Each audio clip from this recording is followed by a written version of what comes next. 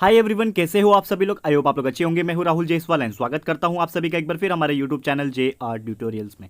Friends, आज again आपके सामने एक मोस्ट इंपॉर्टेंट बायोलॉजी का लेक्चर वीडियो लेकर आ गया दोस्तों, जिसमें हम पढ़ने वाले हैं हमारे 11th स्टैंडर्ड के लिए बायोलॉजी सब्जेक्ट का जो हमारा चैप्टर चल रहा था फ्रेंड, जिसका नाम है चैप्टर नंबर 12 फोटोसिंथेसिस। आज हम इस पर्टिकुलर चैप्टर का लेक्चर नंबर 6 आपके लिए लेकर आ गए हैं और आपको बता दें दोस्तों कि ये जो लेक्चर नंबर 6 है इस चैप्टर का आखिरी लेक्चर होने वाला है, यानी कि फाइनली हमारा ये जो चैप्टर है फोटोसिंथेसिस आज हो जाएगा टोटली कंप्लीट। तो दोस्तों कुछ लास्ट टॉपिक रह गए थे इसके, जिसमें आज हम लोग पढ़ने वाले हैं कैम के बारे में। What do you mean by CAM? CAM is nothing but the crassulacean acid metabolism. तो ये एग्जैक्टली क्या होता है क्रासुलेशन एसिड मेटाबॉलिज्म, ये आपके बारे में चर्चा करके बताऊंगा। एंड साथ ही में लास्ट में हम पढ़ेंगे कुछ फैक्टर्स जो कि फोटोसिंथेसिस को अफेक्ट करते हैं। वैसे कौन कौन से फैक्टर है, तो ये सभी चीज आज हम लोग देखने वाले हैं इस वीडियो के अंदर। तो वीडियो बहुत इंपॉर्टेंट है, चैप्टर भी एंड होने वाला है, तो इसलिए वीडियो को एंड तक जरूर से देखना, बहुत ही अच्छा लगेगा आप लोग को। ठीक है दोस्तों, शुरुआत करते हैं। सबसे पहले आप देखोगे जो टॉपिक है हमारा, दैट इज क्रासुलेशन एसिड मेटाबॉलिज्म। इसमें आप देखोगे तो ये क्या है, it is one of more alternative pathway carbon fixation का। जैसे हमने बहुत सारे पाथवे देखे हैं कार्बन फिक्सेशन के, C3 साइकिल देखा है, केल्विन साइकिल जिसको बोलते हैं, C4 पाथवे देखा है, ठीक है ना। तो वो बहुत सारे पाथवे देखे, तो it is also one of the alternative pathway जो कि कार्बन फिक्सेशन करवाता है। और ये मेनली कहाँ देखा जाता है? डेजर्ट प्लांट्स के अंदर, जो डेजर्ट के प्लांट्स होते हैं ना उसमें देखा जाता है, ठीक है। And it was first reported in the family Crassulaceae, यानी कि फैमिली होती है, आपको पता है बहुत सारी अलग अलग टाइप की फैमिलीज होती है, जैसे कि जीनस होती है, फैमिलीज होती है, ये आपने पढ़ा होगा पहले भी। तो ये जो पहली बार देखा गया था तो वो क्रासुलेशी फैमिली से बिलोंग करते थे, दैट्स वाई देखा गया था। एंड इसलिए इनका नाम जो रख दिया गया वो रख दिया गया क्रासुलेशन एसिड मेटाबॉलिज्म, यानी कि शॉर्ट फॉर्म में बोलो तो कैम। ओके, ये रख दिया गया।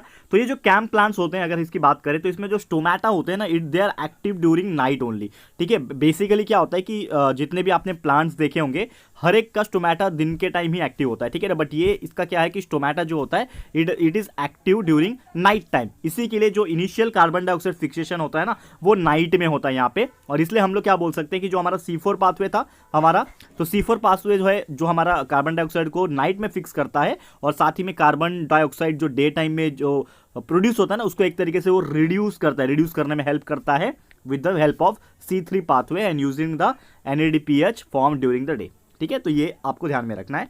और इसी के दौरान क्या होता है, उसके अंदर मैलिक एसिड का भी फॉर्मेशन होने लगता है, यानी कि formation of malic acid during dark, यानी रात में इसके अंदर मैलिक एसिड का फॉर्मेशन शुरू होने लगता है। और ये प्रोसेस को बोला जाता है एसिडिफिकेशन, जिसको बोलते हैं हम लोग फेज 1, फेज नंबर 1 इसको हम लोग बोलते हैं।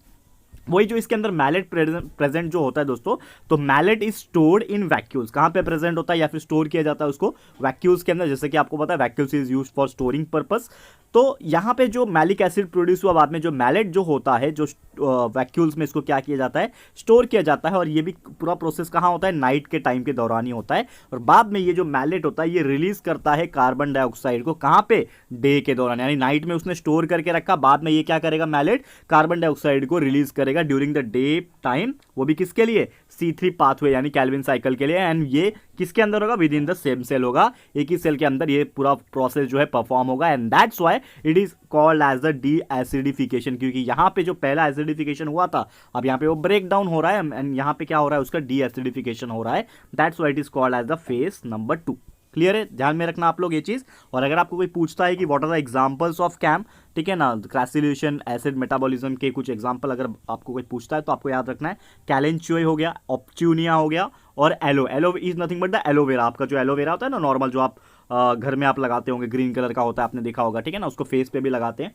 तो ये जो एलोवेरा होता है ये भी क्या होता है? एक तरीके से डेजर्ट प्लांट ही होते हैं, और इसमें भी ये कैम जो मैकेनिज्म है वो फॉलो होता है। तो ये चीज़ आपको ध्यान में रखना है। क्लियर है दोस्तों? तो उम्मीद करता हूँ कि ये चीज़ आपको समझ में आ गया होगा। चलते हैं नेक्स्ट टॉपिक की तरफ, जो कि हम लोग को पढ़ना है, और हमारा आखिरी टॉपिक है जो कि है दोस्तों फैक्टर्स अफेक्टिंग फोटोसिंथेसिस, यानी कि ऐसे कौन कौन से फैक्टर्स होते हैं जो फोटोसिंथेसिस प्रोसेस को अफेक्ट करते हैं। तो basically there are two main factors. जो फैक्टर्स की अगर बात करें, दो फैक्टर्स होता है, एक तो फैक्टर्स बाहर से अफेक्ट करेगा यानी कि एक्सटर्नल फैक्टर्स हो जाएंगे, और एक फैक्टर्स जो होता है वो अंदर ही अंदर होता है यानी कि इंटरनली प्रेजेंट होता है, तो उसको हम लोग बोलेंगे इंटरनल फैक्टर्स। तो एक्सटर्नल फैक्टर्स में भी बहुत सारे टाइप के फैक्टर्स हैं। सबसे पहले हम डिस्कस करेंगे लाइट। तो light is one of the most important and most efficient external factor, जो कि बहुत ज़्यादा एक तरीके से फर्क डालता है कोई भी यहाँ पे फोटोसिंथेसिस में। तो it is very essential factor. जैसे सभी को पता है कि बिना लाइट के कुछ नहीं हो सकता।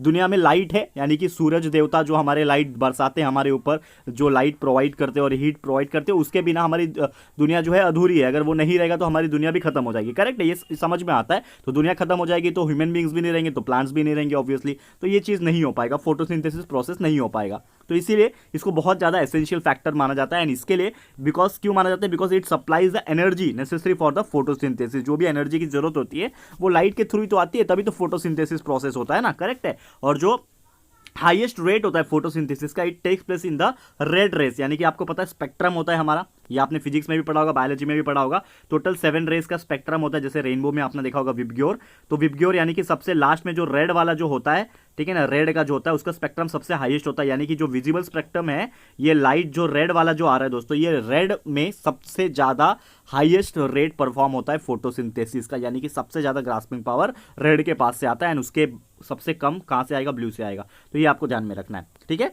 तो हाईएस्ट रेट फोटोसिंथेसिस का कहाँ है, रेड रेस में है, एंड बाद में ब्लू रेस में आता है, ठीक है। And most of the plants में ये देखा गया है कि जो फोटोसिंथेसिस जो होता है, it is maximum in the bright light, ठीक है ना। तो जो ब्राइट सनलाइट जो होता है, ब्राइट डिफ्यूज सनलाइट जो होता है, वो जब प्रेजेंट होता है तो फोटोसिंथेसिस प्रोसेस बहुत ही अच्छे से परफॉर्म होता है। एंड जैसे जैसे वो स्ट्रॉन्ग लाइट में कन्वर्ट हो जाएगा, यानी कि जो स्ट्रॉन्ग लाइट आएगा एंड धीरे धीरे वो जब वो स्लो डाउन हो जाएगा, तो वो फिर से क्या हो जाने लगता है, उसका जो फोटोसिंथेसिस का प्रोसेस जो होता है वो डिक्रीज होने लगता है, एंड वो फिर से स्लो डाउन हो जाता है in the light of very low intensity. यानी कि जैसे जैसे लाइट का जो इंटेंसिटी है वो धीरा होने लगता है, यानी कि जब समझ लो सनसेट होने लगेगा, तो इसका मतलब क्या है कि जो लाइट है वो धीरे धीरे फीका पड़ने लगा, लाइट का इंटेंसिटी कम होने लगा। तो जब भी कोई लाइट का इंटेंसिटी कम होने लगेगा तो उसका जो इंटेंसिटी है वो क्या हो जाएगा, स्लो डाउन होने लगता है। तो ये भी चीज आपको ध्यान में रखने का। तो ये था हमारा पहला एक्सटर्नल फैक्टर जिसका नाम था लाइट। अब और भी ऐसे बहुत सारे एक्सटर्नल फैक्टर है। दूसरा एक्सटर्नल फैक्टर यहाँ पे है जो कि है कार्बन डाइऑक्साइड। तो कार्बन डाइऑक्साइड सभी को आपको पता है कि प्लांट जो है कार्बन डाइऑक्साइड की एक तरीके से अंदर रेस्पिरेशन के थ्रू पे लेता है। जैसे हम ऑक्सीजन लेते हैं, वैसे प्लांट्स कार्बन डाइऑक्साइड लेता है, ठीक है।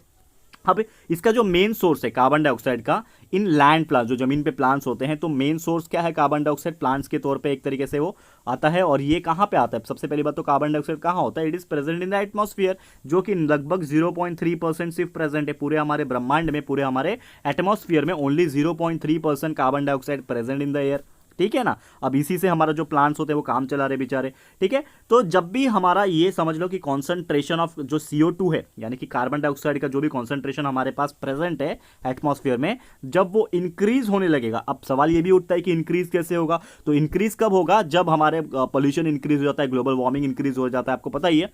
तो जिसकी वजह से हमारे एटमॉस्फेयर में कार्बन डाइऑक्साइड कभी कभी इंक्रीज होने लगता है। तो जब कार्बन डाइऑक्साइड इंक्रीज होगा तो मुझे बताओ दोस्तों किसका फायदा होगा, प्लांट्स का फायदा होगा कि एनिमल्स का फायदा होगा। ऑब्वियसली एनिमल का नुकसान है ना, एनिमल को तो दिक्कत देगा। कार्बन डाइऑक्साइड एनिमल्स को दिक्कत देता है, ह्यूमन बीइंग्स को दिक्कत देता है, लेकिन जो कार्बन डाइऑक्साइड होता है वो प्लांट्स को कहीं ना कहीं बेनिफिट करता है, लेकिन बहुत ज्यादा भी नहीं होना चाहिए। उसके बारे में भी चर्चा करेंगे। लेकिन एक चीज यहां पे ध्यान में रखो कि जब भी हमारा concentration of carbon dioxide increase होता है तो हमारा फोटोसिंथेसिस प्रोसेस भी क्या होता है, इंक्रीज होता है। तो an increase in concentration of CO2 increases the photosynthesis process, ये आपको ध्यान में रखना है। जितना ज्यादा हायर कंसेंट्रेशन रहेगा गैस का as a inhibitory effect of photosynthesis, यानी कि जितना अच्छा रहेगा, जितना ज्यादा रहेगा कार्बन डाइऑक्साइड अच्छा है, लेकिन एक उसका भी एक लिमिट होता है कि अगर वो लिमिट को क्रॉस कर देगा तो उसके लिए भी वो हानिकारक हो जाएगा, पॉइजनस हो जाएगा, जहरीला हो जाएगा, फिर उसके आगे कार्बन डाइऑक्साइड जो है वर्क नहीं कर पाएगा। क्लियर है दोस्तों। तो उम्मीद करता हूं कि कार्बन डाइऑक्साइड आपको समझ में आ गया होगा। और भी ऐसे बहुत सारे एक्सटर्नल फैक्टर्स है। तो नेक्स्ट अगर एक्सटर्नल फैक्टर की अगर बात करें वो है दोस्तों टेम्परेचर। तो टेम्परेचर सभी को पता है,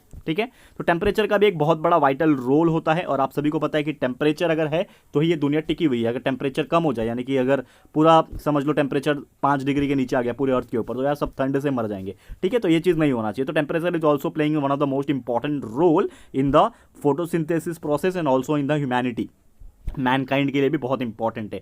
तो like other psychological physiological process, photosynthesis also need a suitable temperature, यानी कि फोटोसिंथेसिस प्रोसेस होने के लिए, ये जो फंक्शंस करता है अपना फोटोसिंथेसिस, उसको होने के लिए एक सुटेबल टेम्परेचर का होना बहुत ज्यादा जरूरी है। और ये जो फोटोसिंथेसिस होता है it increases with the rise of temperature, यानी कि जितना अच्छा टेम्परेचर इंक्रीज होगा उतना अच्छा फोटोसिंथेसिस होगा। क्योंकि इनडायरेक्टली क्या हो रहा है कि अगर टेम्परेचर बढ़ रहा है, इनडायरेक्टली सन लाइट अच्छे से आ रहा होगा तभी तो इंक्रीज हो रहा है, तो इनडायरेक्टली उसको लाइट भी मिल रहा है, अच्छा खासा टेम्परेचर भी मिल रहा है, तब जाके वो अपना फूड प्रिपरेशन प्रोसेस है यानी फोटोसिंथेसिस वो कर पाएगा। जस्ट इमेजिन करो कि समझ लो टेम्परेचर 0 डिग्री पे चल रहा है, तो वहाँ पे जो प्लांट्स उगेंगे वो ठीक से उग पाएंगे क्या? नहीं उग पाएंगे, वो फोटोसिंथेसिस प्रोसेस को परफॉर्म ही नहीं कर पाएंगे ठीक से। जैसे कि आप देख लो जो अपना इसको क्या बोलते हैं हम लोग, स्नो रीजन, पोलर रीजन्स हो गया, स्नो रीजन जहाँ पे बर्फबारी बहुत होती है, तो वहाँ पे कौन से टाइप के प्लांट्स उगते हैं? नॉर्मल प्लांट्स नहीं उग पाते जो हमारे ज़मीन पे, जो जंगल में हमें देखने मिलते हैं। यहाँ पे आप ज़मीन पे रहते हो, ठीक है, तो वहाँ पे जो प्लांट्स होते हैं और जो हमारे स्नो रीजन में, पोलर रीजन में जहाँ पे जो प्लांट्स होते हैं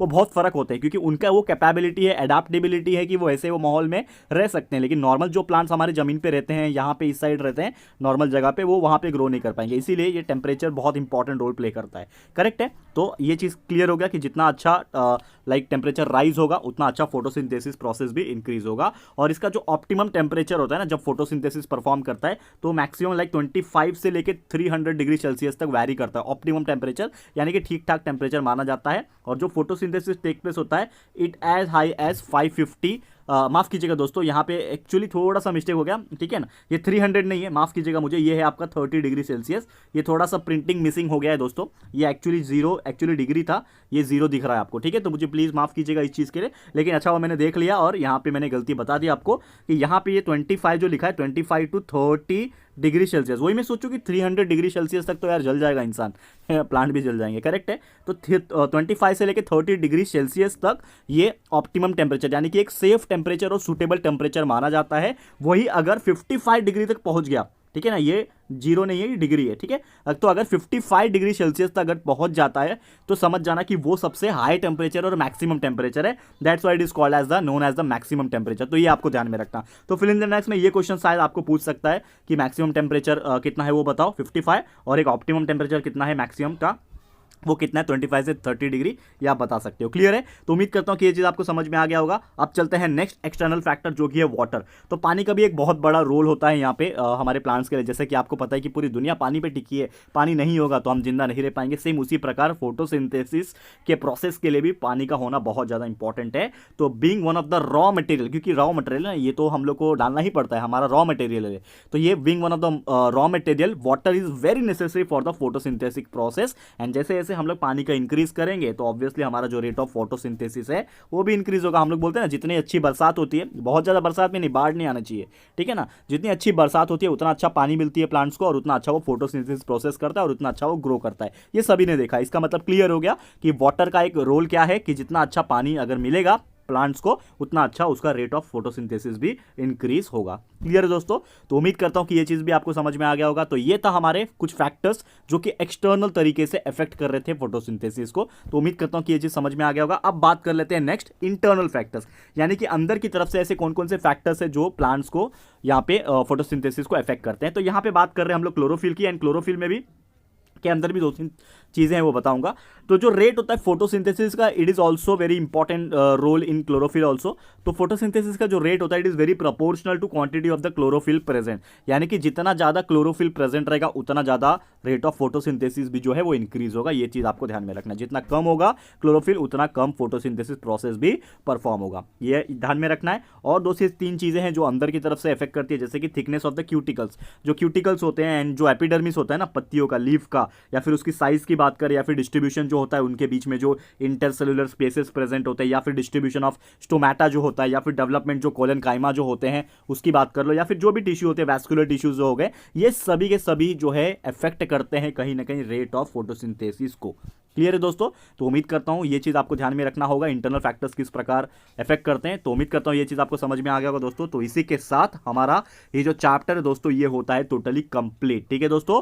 तो उम्मीद करता हूं ये पूरा चैप्टर फोटोसिंथेसिस हमने पूरी कोशिश की अपनी तरफ से इफेक्टिव तरीके से पढ़ाने की। तो उम्मीद करता हूं हर एक टॉपिक आपको क्लियर हो गया होगा। तो फाइनली हमारा चैप्टर कंप्लीट हो गया। आज 6वां लेक्चर था, 6th लेक्चर था हमारा, और हमने 6 लेक्चर में इस चैप्टर को कंप्लीट कर दिया। जल्द आपके सामने वापस से लेकर आ जाएंगे और भी ऐसे ही बेहतरीन वीडियोस जिसमें हम आपके लिए न्यू चैप्टर स्टार्ट करेंगे कुछ ना कुछ बेहतरीन टॉपिक्स के साथ। तो will study more new chapter in the next lecture. Thank you so much for watching this video. ठीक है।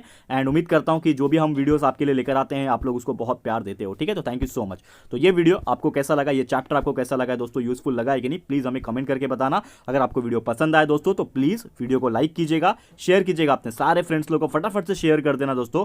एंड अगर आपने अभी तक इस चैनल को सब्सक्राइब नहीं किया है तो फटाफट से हमारे इस चैनल को भी सब्सक्राइब कर देना, साथ में बेल आइकन को हिट कर देना दोस्तों, ताकि जब भी हम लोग फ्यूचर में कोई भी वीडियोस को अपलोड करेंगे आप लोग को नोटिफिकेशन मिलती रहेगी, ठीक है फ्रेंड्स। तो मिलते हैं हमारे अगले वीडियो में। यह वीडियो देखने के लिए thank you and good bye.